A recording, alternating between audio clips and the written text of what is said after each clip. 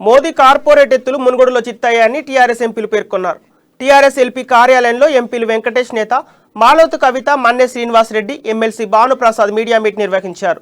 ఈ సందర్భంగా మునుగోడు ఓటర్లు టీఆర్ఎస్కు, సీఎం కేసీఆర్కు అండగా నిలిచారని తెలిపారు.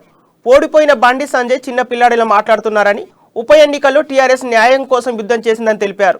బండి సంజయ్ ఓ అజ్ఞాని అని, డబ్బు పంచి గెలిచారని సిగ్గుచేటని తెలిపారు. ఎన్నికల సంఘం కేంద్రం చేతిలో ఉంటుందని బండికి తెలియదా అని ప్రశ్నించారు.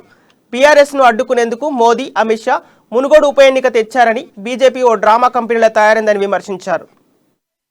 గెలుస్తారే ఉద్దేశంతో ఇక మళ్ళీ వాళ్ళు ఏదో విధంగా మాట్లాడాలని కూడా అది కూడా సందర్భం చేసుకొని కూడా ఇంకా దాని గురించి ఏదో మాట్లాడుకుంటా పోడు. బండి సంజయ్ నిజంగా ఏమాత్రం జ్ఞానం, బుద్ధి, సిగ్గు ఏది లేదు.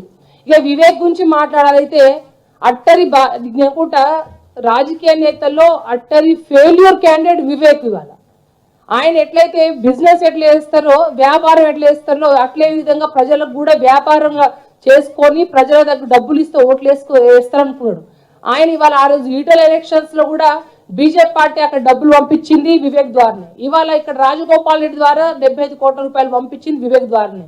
ఇవాళ ఏమంటున్నాడు, నాకేం బాధ్యత లేదు, ఓడిపోగా నాకు బాధ్యత లేదు. అసలు ఆయన స్థాయికి, ఆయన మొహానికి కేటీఆర్ని విమర్శించే స్థాయి అండి ఆయన.